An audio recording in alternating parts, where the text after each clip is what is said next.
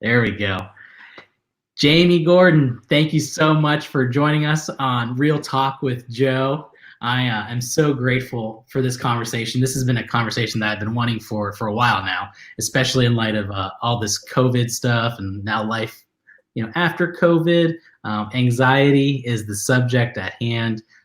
It was the reality before COVID, as I'm sure Absolutely. you may know personally. I don't know, but Jamie, tell us who you are. Tell us what makes you an expert in this. What has made you a person that people trust and really turn to on the subject of anxiety? Just want people to know who you are. Yeah. Okay. So I'm Jamie. I'm a transformational coach, and I struggled with anxiety for, my whole 20s and early 30s, like debilitating anxiety. I would cycle through not being able to eat to eating all the things, nervous diarrhea, you name it, right? Like the anxiety beast was alive and well. And it was one of the most painful ways that I took myself out. And when I realized that you can learn to not experience as much anxiety, that you can learn to have it more than it has you, that is game changing. I mean, it wasn't like overnight, but the reality of being like medicated, not being able to do things, to being able to like truly not remember the last time it was taken out with like anxiety, the grossness of anxiety or the looping. If you have anxiety, you know exactly what that loop means. Is What do you mean like, that loop? What is that looping? So a person who experiences anxiety, I think we all experience it to some degree, and Right. everybody's anxiety can look different, but there's my personal favorite brand of anxiety was to think a thought and then think what that thought meant and then what that thought meant. And I would rabbit hole myself down into pure panic. Like impending doom was at the bottom of that every single time. And there would be times where I actually had a physical feeling of anxiety without a thought. And then I'd go, why am I feeling this way? And then I would like start to look for why I was anxious. And then so I could try to fix the thing and be prepared for the thing and try to avoid all of the uncomfortable feelings of the anxiety. Does that make sense? Yes. So Yeah. There's a lot there. It's like it's right, a serious cycle. You can't. You try to not think about it. You try to distract yourself from it. You try to numb yourself from it, or you try to investigate it. Right, like, and you just like almost like digging yourself even into a more of a frenzy, which is feeds the anxiety. Yeah. But I'm thinking of a lot of friends right now. I'm like, maybe potentially some relatives of mine. I'm like, oh yes. Yeah. You know And who you so, are. and it's really painful. And the big news is that there's tools, there's things that can help, that over time, when you are willing to let go of the sureness of your anxiety, which feels threatening at first, like it is well worth it and peace giving. And what do you mean, like that peace giving? Like, because it sounds like you just gave a paradox. Like, I'm surrendering. like almost like, what the crap? Are you making this stuff up? Are you're talking right now? Like, it's freeing. It's scary. What? It is scary. Oh, it believe? is. It is like having braces. Yeah. In order to counteract the anxiety, it requires the painful thing of like getting the wire tightened. Did you have braces growing up? I probably should have. But I No. didn't. Oh, well, you're lucky. Yeah. I'll just let you know. It hurts. That's too cheap. It's uncomfortable. You get like you cut up the inside of your mouth. You have to. It's expensive. Nobody enjoys the process of the braces, but as you allow each of those, when you wear your rubber bands, when you go to the orthodontist, like each time you're moving those teeth slowly and slowly into alignment. So if you think about anxiety, it's not like a boom and it's gone. It's like a slow process of learning to relate to information differently. So I like to think of it as like in your brain, you have all these like roads, highways, little trails. Anxiety for someone who experiences chronic anxiety or habitual anxiety, whatever you want to call it, that anxiety highway, that looping process is like a 5-lane highway, right? It is well paved. You know how to get down there. But the thing is it's really uncomfortable on that highway. It smells, it drives past the dump. Like it's really, you don't want to go to the destination that 5-lane highway is on, but you've been on it so many times, you just find yourself driving down it. Like you don't even know how to get off of it. Yeah. And the process of learning to choose a different way of relating to your circumstances is like I handed like, here, Joe, here's a plastic spoon. Now go make a new highway. Like, does that sound fun? No. Does that sound quick? Nope.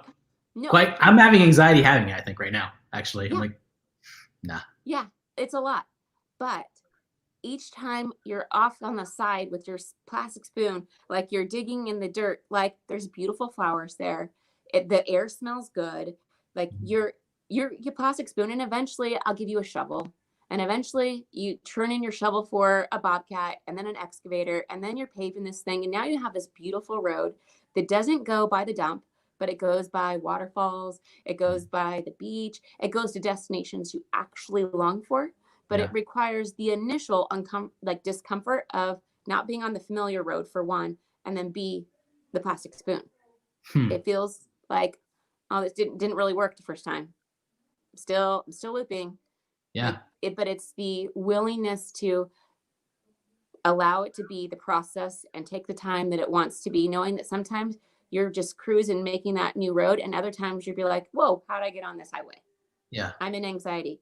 And then being gentle with yourself and offering yourself all sorts of grace, so much grace that your brain has taken a long time to learn that pathway. And what trying to interrupt that also takes time. Yeah. But the beautiful part is that your brain is capable. Right. Because that's part of the conversations that we've been having with all these people I've been talking to is ownership. What's the ownership? What's the part that I'm willing to investigate and own myself and discover or grow in, even though I have a plastic spoon and I still don't, I'm just trying to create the Mona Lisa here. Like, I don't know where I'm going with it. We have a really good question that I think you may know this gentleman. Do people live in anxiety that don't I love know? his question that he asks is he knows exactly why he's asking that question. This is Jamie's husband, for those that don't know. This is their other half. Here it is. And of course, and he's asking a question that I think other people have actually submitted prior to this conversation, which is another conversation, another way that is said is, how does one recognize that this loop is happening, right? And because they may not know it's anxiety, they may not know what's going on. Yes, you can absolutely detach from the feeling of anxiety, and yet it might bubble up in a different way. So some people are very attached to the anxiety. They're very aware of what's happening. They can feel it in their bodies, which your body never lies. They can feel it in their body, or they're just acutely aware of that it's anxiety. Not every personality type, not every person experiences it the same way. Sometimes we're so genius, like diabolical actually, that we can bypass our anxiety and our fears and substitute in something else. So it may look like distracting yourself. It may look like numbing, right? Like you just skipped the anxiety altogether and your brand of numbing, whatever that is.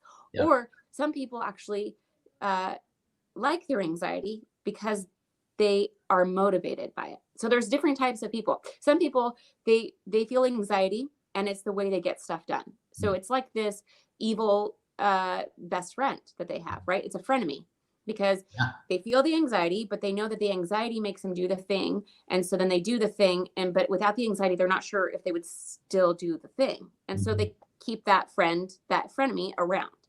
Other people, the anxiety is just takes them out completely. Right. And other people, their anxiety, they don't even necessarily are aware of their anxiety. They just notice where they might be numbing, or they might have some digestive issues. They might be getting headaches. They might have a flare-up if they have autoimmune diseases. Your body is super creative. And sometimes when we're not cognitively or consciously aware of it, it's still subconsciously coming out. Yeah. So there are definitely people who are like, I don't experience anxiety, but yet if you were living in their house, they might be able to say like, I notice you do this thing when you're really stressed out. Yeah. But it may not feel like traditional anxiety, and maybe it's not for them. Right. Everyone's unique. Yeah. Because that complements the question. I have anxiety, right? Let's say I go there, but I see somebody that is, like, I see a loved one that's wrestling through the anxiety. Mm-hmm. Now what? Yeah. Like, do I just call it out? Like, hey, you have diarrhea. It's getting kind of weird. And, I'm noticing that you're cussing. You're closing the room. We're not.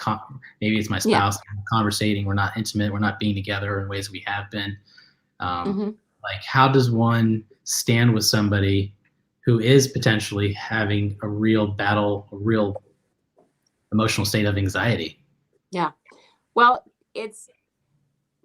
we all want, right? We would love to be able to like compel somebody to pursue the growth, or like, and to you, your mind goes like, well, do this and you won't be anxious anymore. Right. Right. Yeah. But that's from our perspective, right? That's from our goggles that we're looking through, and they're looking through different goggles, and who's to say ours are right and theirs is not. So I think having compassion for what they're doing, knowing that if they want to choose growth, like that you are willing to be a resource to them. If they're not willing or wanting the growth, that's their choice. So they can choose to continue to experience the anxiety that they don't like, and that's what feels like the best choice for them in that moment. Yeah. Like giving them the freedom to make their choices and own their own reality. But we can also have boundaries for ourselves, right?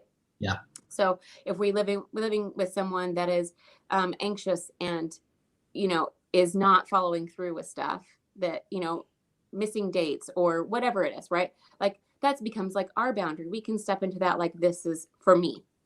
But I can't go over into like, my husband's yard and start pulling his weeds. That doesn't work. So like that, and I get like when you see someone in pain, you want to go like, here, let me fix it for you. Right. But the reality is the anxious brain is stubborn. And a lot of times when you go in to try to help a person with anxiety, you only increase it. Because the anxiety is this thing I'm sure is going to happen in the future, right? So it's not even like fear, like it's a possibility. It's like, I'm worried about the future where this might happen. Right. So it becomes the antidote to anxiety in a lot of ways is trust, and it's self-trust. And so if you go fix it for them, you've just taken away the opportunity for self-trust. So you've actually hindered the growth, potentially. Potentially, right? Yeah. I don't know. It may work. Sure. It may not work. Yeah. But it's also an invitation to some codependency. Yeah. So like staying in your own lane and being willing to, like, you can voice your concern. Right. Hey, I see you really suffering. Right? Is that true? Can you tell me about what it's like?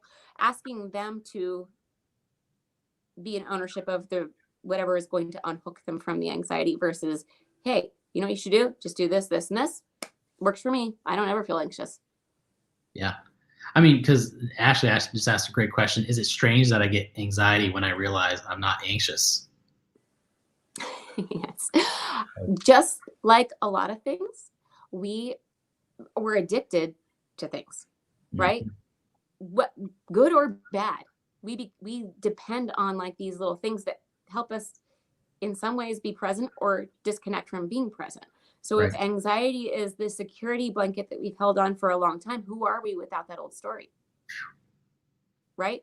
So if our identity is I am someone who experiences anxiety, then when I'm not feeling anxiety, that feels threatening to me, right? Because that's death to who my brain thinks I am. And my brain is wired to think like, I need to be able to predict everything to keep you alive. And now you've changed it that you're not anxious. What's happening? Let's be more anxious. I know what that's like, because we'll choose like comfortable, predictable, like a set of circumstances that we can predict the outcome. We'll choose that even if it's not what we want. So then how would I choose? When do I know if I need a coach to help change that choice, or a psychologist, or, a medical expert, maybe prescriptions? How do I know what needs to be done to choose another option? Yeah. So everybody's different, right? Yeah. I'm not a medical professional, but this is the way I explain the difference between, say, a therapist, and a coach. A coach is the wheels are still on. They may be like shaking a little bit. The ride's not smooth, or they may be on perfect and you just want to go faster. A therapist is the wheels are off. I'm on the ground. I need to find rest. To me, that is where like the difference lies. The coach is like, let's just tweak the alignment of the wheels. Let me teach you a new, like, let me just be there so that you can see the possibilities, right? Like the therapist doesn't fix, the coach doesn't fix, right? There's nothing to fix. It's still what your brain is choosing. And like, you can live your entire life with anxiety and be perfectly fine. Like, it's just uncomfortable. Right. So for me, learning to choose a different experience over and over and over again and get curious when the anxiety does come, because anxiety is not bad. Right. It's just really uncomfortable. Which, let's be honest, we can generalize. I mean, generally speaking, people see anxiety as a bad thing. And what you just said kind of goes against that. Like, tell me more. Like, how yeah. It's a function of the brain for a reason, right? It's interesting. Did you know that I was watching this documentary and it's about babies. So, awesome. But this is pretty cool. Okay, so a mother tends to wake up really easily when an infant is crying. And so they did an experiment on what happens when it's same-sex male that are raising an infant. What happens? So they did MRIs of like mom's brain. There's actually a part of the brain that develops more or is activated more when you have an infant, like that would be like waking up throughout the night. Husbands don't have it. Right. But in a same-sex couple, whoever is like more the primary, that part of the brain is activated. Right? There's part of it like, oh no, like I'm going to sleep through my baby is going to X, Y, or Z. Right. Right. So the fact that we have that awareness is not a bad thing. In fact, they did this study with gorillas, which was so cool. So people who have anxiety, like we need them in our culture. We do. Right. So they did this study. There was like, I think it was 75 gorillas, and I could be pulling that number out of the air. But, that's fine. And what they did is there was like this massive group of gorillas, and they decided to take all of the ones that showed symptoms of anxiety out of the group. And then they came back in 6 months. Any guesses what happened to the group? I'm afraid to guess. They were all dead. They were gone. All of them. Because there was nobody saying like, that's fire. Maybe we should, right? Or that's a hunter. Or that's a mountain lion. I mean, I don't know what kills gorillas. They seem like. But they're without somebody saying like, there's fire. Right? That's why we have car seats. Without anxiety, we'd be like, they'll be good. They're fine. I know that Give them happens some in snacks. other family, but not ours. We're good. Right? So when we villainize anxiety, when really it's just the balance that's off. Yeah.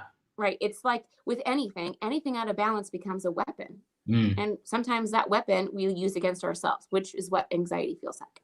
Yeah. I mean, that weapon can be something fierce for a lot of, that's been my experience with anxiety, and really until the coaching world. I mean, thankfully I've had counselors that have been very, very astute and very gifted in walking through them, not being the solution, but allowing me to be part of the healing or whatever, the discovery of what's going on, like that balance that you speak of, like, that's what I connected with you mentioning before with it. It's the journey. Like you don't know what that balance looks like until you go for it, until you actually show up and commit to the results that you're longing for. I mean, is that true? What do you like? Yeah. Yeah. I mean, I think that there is in almost every time that, at least I'll speak from my experience. Yeah. When I've purposed out an area that I wanted to grow in, there's always been this teeter-totter effect. Like I'm on one end of the teeter-totter and then I go, no, this is what I like. And so then I rush to the other end of the teeter-totter and I totally bypass the balance part. Right now, anxiety, it's not that I could go like, oh, I'm totally zen, right? I don't experience that in the teeter-totter, but like what am I trying to do in order to like learn a new way of experiencing my circumstances and what I tell myself, and the self-talk that leads me to that 5-lane highway in my head. Mm-hmm. So, like part of like my journey has been like going from doormat, and I would go to not so nice, Yeah. right?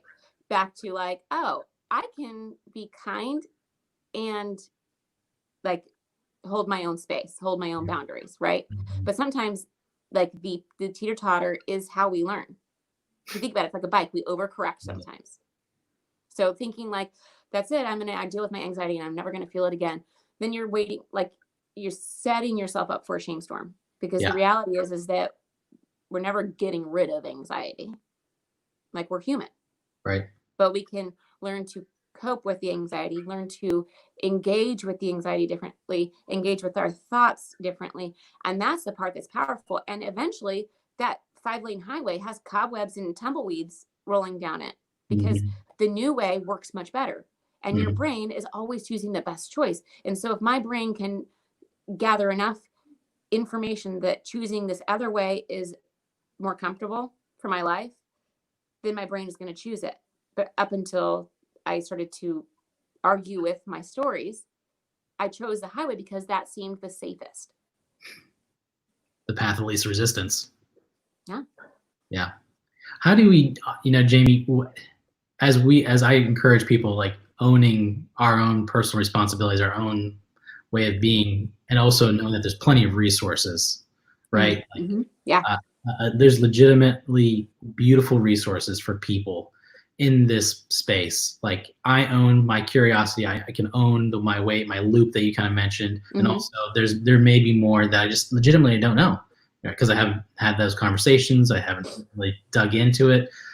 What does that look like? Like, what would you say that's been like for you, of owning and growing and taking responsibility while also bringing on other resources, whether that's relationships, tools? Like, what's that looked like, that balance? How's it been discovering that, to actually to produce real results? Like, yeah, I think, like, I have used the resource of medication. I have used the resource of therapy. I have used the resource of coaching. I still have a coach. I still talk to her once a month, and like, that's good for me, right? Yeah. But it's not based on anxiety. Yeah. But that's the thing, is like, we're never done. We're never arriving. So it's the, like, for me, like, the journey out of anxiety was learning to take every thought captive. So whatever part of the loop that I was on, when I realized I was on the loop, which that's the first part, Right. is just noticing. And then knowing what was resourceful for me, which was a lot of like asking myself questions, right? And it wasn't necessarily at first, this is how it worked, was at first it was my therapist's voice, then it became my voice. And then years later, I was ready for something bigger in my business. And I was working with my coach. And at first I would hear her voice, and then it became my voice, right? So like, if you think about the voice of anxiety, you've got your head in there, which is probably your parents' head's, voice in there, right? Oh no, don't do that. Be careful. Yeah. Like, did you think about this? Right. Those things that, like, Don't touch. oh, that's not right. Yeah. Those things like become our thoughts. And then that internal talk, right? That internal, like the things that we believe, those thoughts that we believe produce the emotion of anxiety, which gives us like usually an action. For some people, it's inaction. Some people, it's like busying themselves. Some people, it's distracting themselves, which gives us a result. Is the result what we want? So like, for me, one of the things that I do, like let's just like break it down into actual usable, like, okay, it's great. You can figure out how to not be anxious. I'm sure the people are like, that'd be nice. Here's a tactical thing. The blue pill. You're right. Okay. So what I do is I go, when I notice, if I start to feel that in my body, or I notice the result and I'm like, wow, I missed that whole thing. I have to back it up. But I ask myself, what is the thought that I'm thinking that's bringing me to be anxious? What is the story I'm telling myself that's making me feel that way? It may or may not be true, but also using the word, the story I'm telling myself, or what I'm making up is, because anxiety is right or wrong. It's yes or no, it's black or white. To unhook from anxiety, you need creativity. Your brain, like, it does not want any, when you're in anxiety, it wants you to be right, because that's what anxiety is. It's like certainty. I want certainty, and I'm stressed about the certainty. So bringing in creativity, which is the opposite of certainty, it is like letting it all go, which initially might feel threatening, but only for a minute. So I go, what am I believing? What is the story I'm telling myself that's bringing me the anxious thought? Okay, well, this is going to happen, and that makes, and if this happens, then this happens, right? So I'm already on like the loop, right? And then this happens, and this happens, and this happens. Okay, so if I go all the way up to the top one or the bottom, any of them, and I can ask myself, okay, is that true? Like, is it provably true? It might be. Right. And then I make myself come up with, okay, what else could be just as true, if not truer, than that original thing I'm believing, that story. Because the thing is, I'm using my creativity for evil, not for good. Because I don't know what's going to happen. Right. I don't know. But if I can use, I make myself come up with like options. And if you've been in anxiety for a long time, those options might feel harder at first. And here's my little tip for making it easier, is make yourself come up with a silly, stupid option. Like, so I am feeling anxious because the girl at work, I walked by her desk and she didn't say hi to me. She normally says hi to me. She must be mad at me. Oh, it's because I sent that email 3 minutes late yesterday. Right. So I'm believing, the story I'm telling myself is that woman is mad at me. Right. Okay. And that's causing anxiety because I don't want someone to be mad at me. Right. Okay. So I'm like, okay, what else could be just as true, if not truer, than she's mad at me? And I'm like, I can't think of anything else. She totally is mad at me. She was mad at me last time when she did this thing. Right. Yeah. So that's anxiety saying I'm sure. Right. The right or wrong, the black or white, the rigid thinking. And so I'm going to invite creativity in. And the easiest way is to be silly. Well, she didn't look at me because she had just had a wet fart. And she was thinking, how do I get out of my office without anyone seeing it? Yeah. And I'm mortified. And so that's what she was thinking about. And so she did not have the capacity to talk to me. Right. Like ridiculous and stupid and silly. This works great with kids, by the way. I was going to say, I was going to ask how we do apply this to kids. And here it is, guys. Yeah. So, but that's the thing is, like, if you have up until now been an anxious parent, right, you're modeling the anxiety for your kids and the rigid thinking, the black or white, this or that. So like entering that with your kids of like, okay, that could be true. She could not like you. What else is possible? Is in fact for Mother's Day, I got a painting from my daughter, and she painted something, and she said, "What else could be true?" Yeah, but what else could be true on it? So she may have heard it a few times, right? But that has been immensely resourceful for me, coming up with those other options. Your original fear could be true. That gets to be one of them. But when we invite creativity in, like, we get to unhook from unnecessary fear. Unnecessary anxiety that can be paralyzing and uncomfortable. And that changes how we show up. Yes. So like so I'll break it down again. So I ask myself, okay, how do I feel? Mm-hmm. What is the story I'm believing that's bringing me to feel this way? Right. What else? Okay. What else could be just as true, if not truer than that? And I come up with, and then I make myself, okay, what's my new possibility now? Now that I've listed out a couple, what's my new possibility? And then I go a step farther. Okay, what is wanted and needed right now for me? And what does that really mean? What is that, like, wanted and needed part? Yeah. So like, let's just say the lady at the office, she didn't smile at me. I think she's mad at me. I'm not sure. Right. So I come up with other possibilities. She could have not seen me. She could have been in a fight with her husband. She is mad about the email being 3 minutes late. Right. She just didn't see me. Right. I have all these other options. Okay. So new possibility is that maybe she's not mad at me. I can't prove that. That's right. So what's wanted and needed? Well, if I'm still concerned about it, what for me would be wanted and needed would be, I could go ask her. I could go check in with her. I could be curious about why it matters to me if somebody's mad at me or not. There's 1,000 different possibilities if I will allow myself to unhook from the rigid thinking of anxiety. Yeah. So I like to think of it as like creativity. Anxiety is just creativity run amok, right? We get to choose, which is hard in the moment because anxiety feels so real and it's very stubborn and it wants to hold on for dear life. And it's kind of like death grip. And it's like you're peeling each finger back every time you do this. And it's like, and sometimes it grabs right back on. Other times you're like, boop, done. But it's like the willingness to hang in there long enough for that plastic spoon to turn into the shovel, to turn into the bobcat, to turn into the excavator. Right. Yeah. So that's what I do, like as a practice proactively. So if you are someone who deals with anxiety, like, and you're like, I'm not in the therapy boat. I'm not in the coaching boat. I just like, I want to, it's too much. Like, where do I start? And honestly, those questions, starting there and being really gentle with yourself and allowing yourself to dip your toe into a new way of thinking, is where I would recommend starting. Yeah. And I have a journal sheet, which I think you're going to put in the comments, that I actually made for the purpose of like mommy and me. So you can like work through this with your kids. But what I also think is that it's a perfect place to start with yourself, right? So each of the sheets is like, there's one for mom or adult. It's not like mom, but you know, right. Adult, one for kids. But I literally, like, it's a quick one that I can pull out for myself and do it real quick. I do it mentally now, but it was a discipline to do it every day. It's kind of like when they say like, do deep breathing.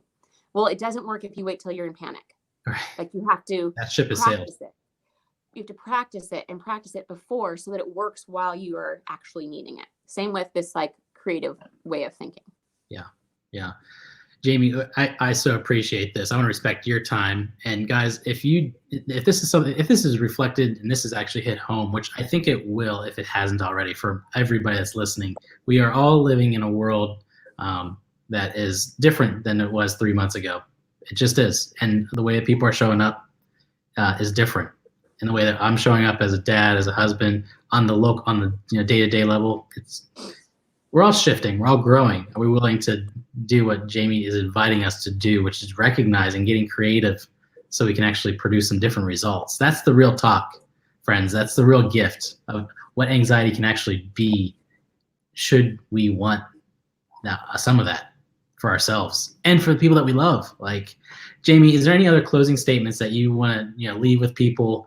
Because this has been a blessing to me, and I know for so many folks. How can they reach you in that too? Like, obviously I just put the link for the download PDF. Definitely check that out. But how can people find out about you? Any closing statements as we wrap up? Yep. You can find me on my website, jamiegordonlifecoaching.com, or on Instagram, Jamie Gordon Life Coaching. And as far as closing remarks, I just want you to feel hopeful. I had no idea that there was this kind of peace from someone who was chronically anxious. So if you're in that boat, like, I just invite you to give yourself an opportunity to just test it out, just to give yourself permission to just loosen the grip on what you think is possible in your future, because it is so possible. And you don't have to suffer in anxiety. You can use it as have it more than it has you. With that, I want to say thank you, Jamie. Thank you so much my pleasure. for sharing your gift with the world and with me personally. Guys, I've gotten to know Jamie really well, and her husband Sean, and they've just been a blessing to me and to so many people that we hang out with. So please listen to what she has to say. Check out her website. Connect with her. Ask her questions. She's a resource that is for you. And in this season, that's what I want to create, is connecting people that are for you all as you're reading this, as you're listening to this, because there's so much information out there, and hope is a blessing to so many people right now. So thank you, Jamie. Thank you, everyone. And look forward to seeing you all soon. Take care.